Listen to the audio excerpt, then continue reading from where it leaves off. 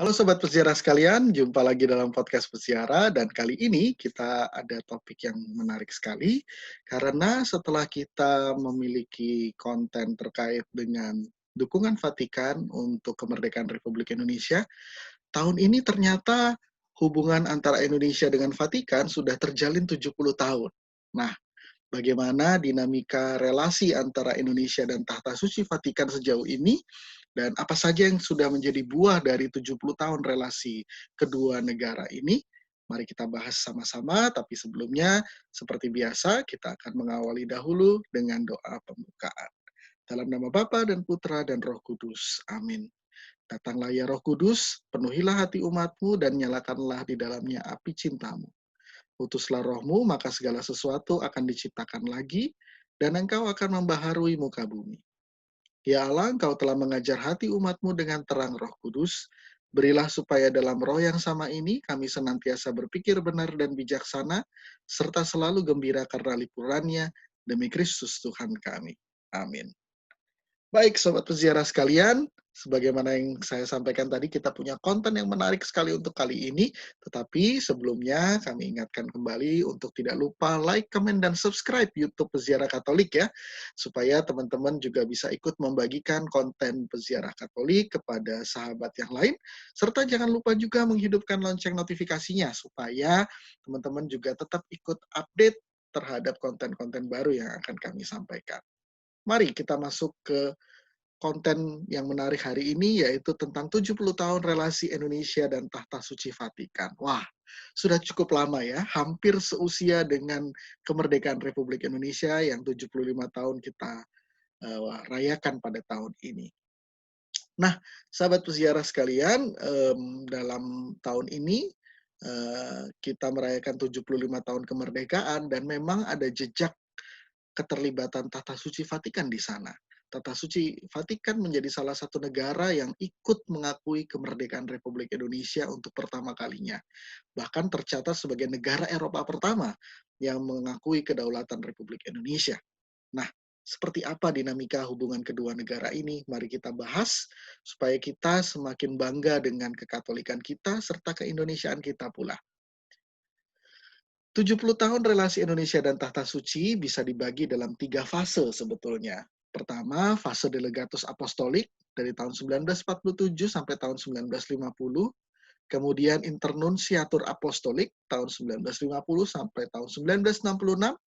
Dan kemudian menjadi Nunciatur Apostolik yang sebelumnya disebut sebagai Pronuncius Apostolik dari tahun 1966 sampai 1998. Lalu kemudian setelahnya disebut sebagai Nuncius Apostolik. Nah, seperti apa konten dari ketiga fase ini dan bagaimana buah dari relasi kedua negara ini? Mari kita lihat satu persatu dan secara bertahap. Ya, sebagaimana kita tahu, Indonesia merdeka tanggal 17 Agustus 1945, di mana ketika itu kedua proklamator kita memproklamasikan kemerdekaan Republik Indonesia. Sekitar 2 tahun setelah itu, sebagaimana yang kita sudah sampaikan dalam konten sebelumnya, Tahta Suci Vatikan mengangkat seorang uskup agung untuk menjadi delegatus apostolik di Kepulauan Indonesia. Paus Pius ke-12 waktu itu menunjuk seorang uskup Prancis, Monsignor de Jong, dari kongregasi MEP, kongregasi yang juga ternyata cukup banyak waktu itu di Indonesia. Bahkan sampai sekarang masih ada beberapa imam Prancis dari MEP yang berkarya di Indonesia. Nah, tanggal 27 Juli, Monsignor de Jong ini tiba di Batavia dan beliau menjadi legatus apostolik resmi dari Tahta Suci Vatikan yang setara dengan misi diplomatik tapi tanpa kewenangan menerbitkan visa. Tanggal 6 Agustus, beliau kemudian bertemu dengan Letnan Jenderal Hubertus Johanna van Mock, Gubernur Jenderal Belanda waktu itu di Indonesia, dan beliau menyerahkan surat apostolik yang ditandatangani oleh Monsignor Tardini, dan sampai saat itu belum bisa bertemu dengan perwakilan Republik Indonesia. Baru bisa bertemu Delegatus Tahta Suci Vatikan ini pada bulan Desember 1947, di mana waktu itu ibu kota Republik Indonesia sedang diungsikan ke Yogyakarta dan Monsieur de Jong sebagai Delegatus Apostolik Tahta Suci Vatikan bertemu dengan Presiden Soekarno dengan didampingi Monsieur Sugio Pranoto di Gedung Agung Yogyakarta. Peran Monsieur Sugio Pranoto ini, sebagaimana kita tahu, sangat penting karena beliaulah menjadi salah satu uskup yang kerap menulis mengenai eh, pengakuan dari Tahta Suci Vatikan untuk kemerdekaan Indonesia. Nah, Monsieur de Jong ternyata setelah itu tidak kembali lagi ke Vatikan, tetapi masih terus tinggal di Indonesia, sampai kemudian pengakuan kedaulatan pada tanggal 27 Desember 1949, pasca konferensi meja bundar. Nah, Delegatus Apostolik Tahta Suci Vatikan ini menjadi salah satu dari 11 duta besar negara lain yang menyaksikan penyerahan kedaulatan dari Kerajaan Belanda kepada Republik Indonesia Serikat sesuai dengan hasil konferensi meja bundar. Nah, pasca pengakuan kedaulatan ini, kemudian periode Delegatus Apostolik ini semakin menunjukkan signifikansinya karena tidak lama setelah itu, tanggal 4 Januari, Tahta Suci Vatikan menginstruksikan wakilnya untuk memberitahukan bahwa Republik Indonesia Serikat diakui oleh Vatikan. Kemudian 6 Januari, Monsinyur de Jong secara pribadi menyampaikan keputusan ini kepada Wakil Presiden dan Menteri Luar Negeri, yaitu Dr. Andes Muhammad Hatta, dan sebagai balasannya, Bung Hatta mengusulkan supaya Tahta Suci mengadakan hubungan diplomatik dengan Indonesia. Berikutnya, dalam waktu yang sangat singkat ya, kita bayangkan hubungan antar negara ini sangat singkat sekali bisa dibangun gitu ya, tanggal 4, tanggal 6, lalu tanggal 10, Tahta Suci Vatikan memberitahukan menerima usulan itu. Dan internunsiatur akan didirikan, lalu Tahta Suci siap menerima misi diplomatik dari Indonesia. Bayangkan waktu itu belum ada internet, komunikasi masih terbatas, tapi dalam waktu yang sangat cepat Tahta Suci Vatikan bisa merespon dengan sangat baik. Nah, akhirnya masuklah dalam periode internunsiatur apostolik, di mana tanggal 16 Maret 1950 diumumkan di koran L'Osservatore Romano tanggal 17 Maret bahwa Tahta Suci Vatikan mendirikan internunsiatur apostolik di Jakarta dalam Republik Indonesia Serikat dan menyetujui pula pada saat yang sama Monsinyur de Jong sebagai Uskup Agung Tituler Mistia diangkat sebagai internunsiusnya yang pertama. Nah, ini bersejarah sekali.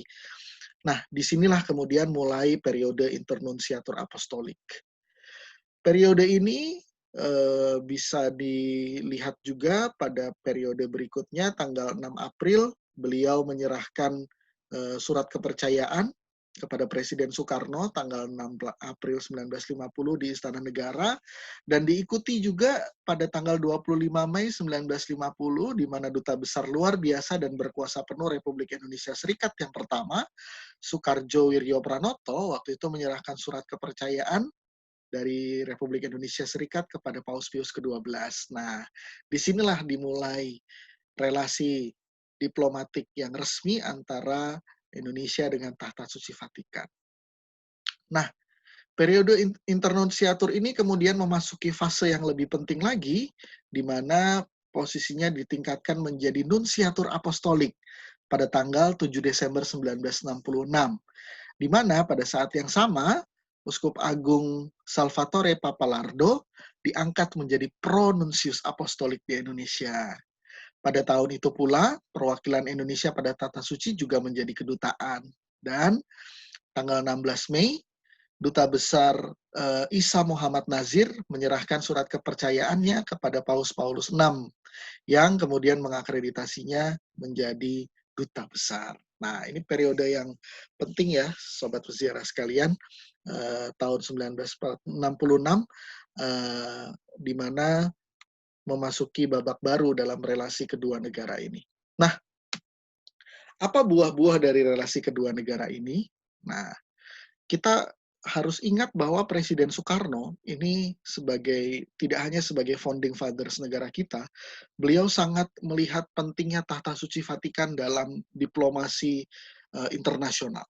Maka boleh dibilang beliau adalah Presiden Indonesia satu-satunya sampai sekarang yang berkali-kali berkunjung ke Vatikan. Tercatat beliau berkunjung sebanyak 4 kali ke Vatikan dan ditemui oleh beberapa paus yang berbeda.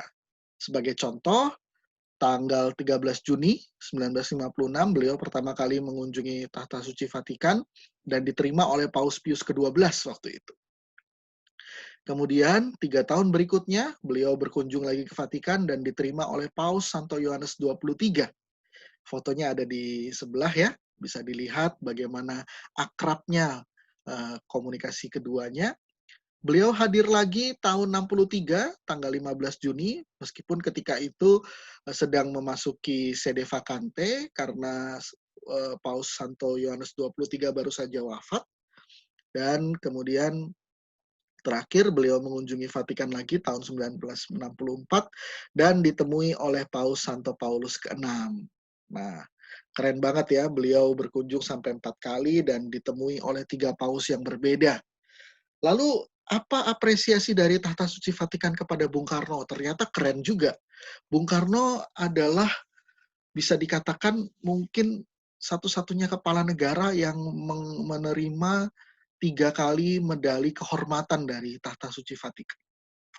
Medali kehormatan pertama diberikan oleh Paus Pius ke-12, yaitu medali Grand Cross of the Pious Order.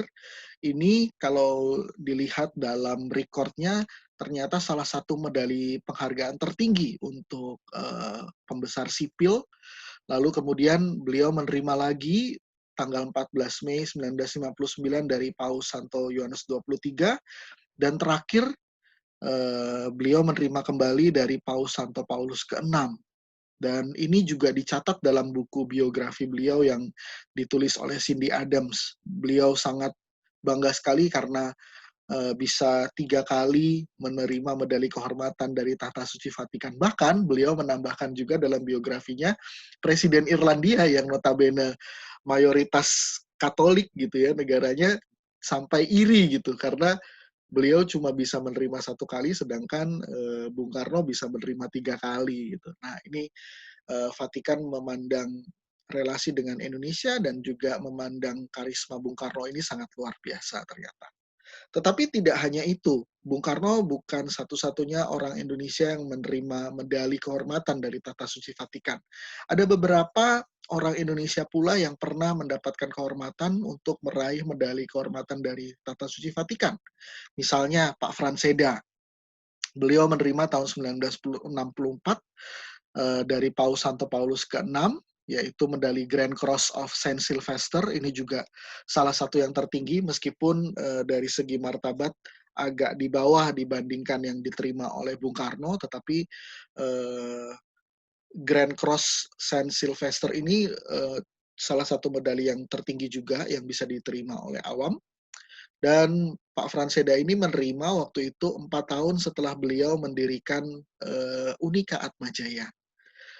Dan berikutnya, ternyata yang menerima juga salah satu pendiri Unika Atmajaya, meskipun periodenya agak jauh setelah Pak Franseda, yaitu Pak Junichi Paul Cho, keturunan Korea yang kemudian menjadi salah satu pendiri Universitas Katolik Indonesia Atmajaya.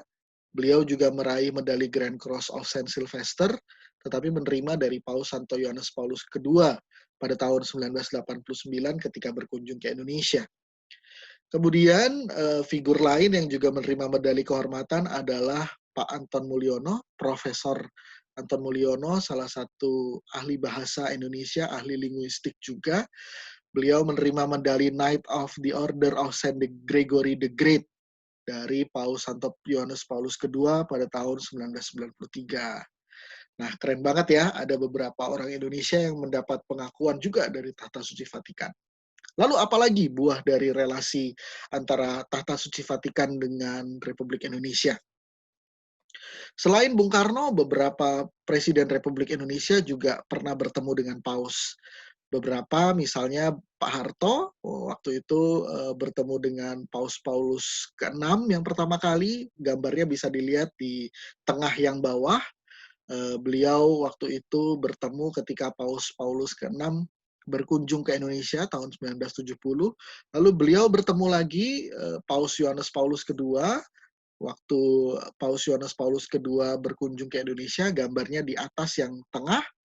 Lalu Gus Dur juga pernah bertemu Paus Yohanes Paulus II, gambarnya di kanan atas. Dan kemudian yang terakhir Ibu Megawati Soekarno Putri yang pernah bertemu dengan Paus Yohanes Paulus II, gambar yang di kanan bawah. Sebetulnya tahun ini sebagaimana kita tahu Paus Fransiskus sebenarnya berencana untuk berkunjung ke Indonesia, tetapi karena pandemi corona ini kunjungan itu dibatalkan. Kita doakan semoga Pak Jokowi atau presiden-presiden Indonesia berikutnya bisa bertemu lagi ya dengan Paus. Nah, kemudian selain pertemuan kepala negara ada juga kunjungan Paus. Paus Santo Paulus ke-6 pernah berkunjung ke Indonesia tahun 70, tepatnya tanggal 3 Desember. Memang lawatan yang sangat singkat, hanya 1 hari, sebenarnya 2 hari tetapi sangat pendek, jadi bisa dikatakan cuma 1 hari, dan beliau hanya berkunjung di Jakarta. Ini foto ketika kunjungan itu dilakukan, dan beliau dijemput oleh Presiden Soeharto di Bandar Udara.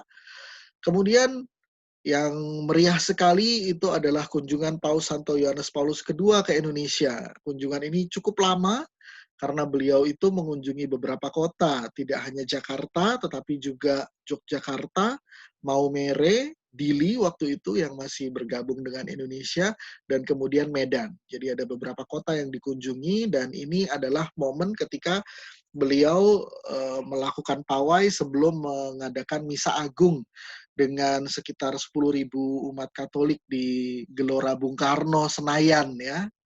Beliau waktu itu didampingi oleh Monsinyur Leo Sukoto, Uskup Agung Jakarta. Nah, dari 70 tahun relasi Indonesia dan Vatikan, tentu saja ada banyak perwakilan Tahta Suci Vatikan yang pernah berkarya di Indonesia. Ada Monsinyur De Jong yang berkarya tahun 1947 sampai 1950, bahkan diteruskan dengan pangkat yang baru Internuncius Apostolik tahun 1950 sampai 1955. Kemudian beliau diteruskan oleh Monsignor Domenico Enrici yang berkarya tahun 55 sampai 1958. Kemudian Monsignor Gaetano Alibrandi yang berkarya tahun 1958 sampai 1961, di mana di sini ada dua peristiwa penting bagi gereja Indonesia. Yang pertama adalah keluarnya dekret Quod Christus Adorandus, di mana gereja Indonesia kemudian dibentuk menjadi gereja yang mandiri dan didirikan beberapa provinsi gerejawi dan keuskupan.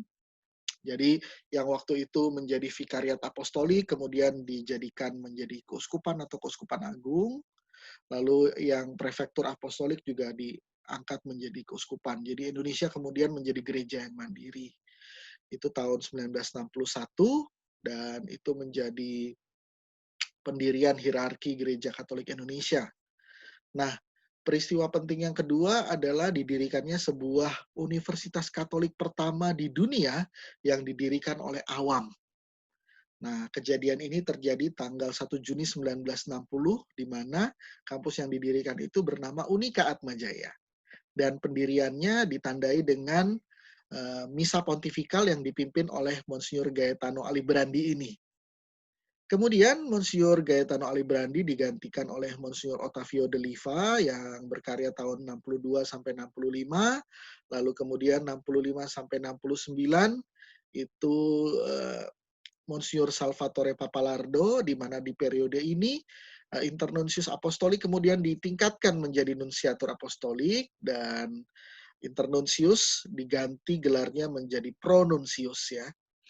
Kemudian beliau digantikan oleh Monsignor Joseph Mes tahun 69 sampai 73.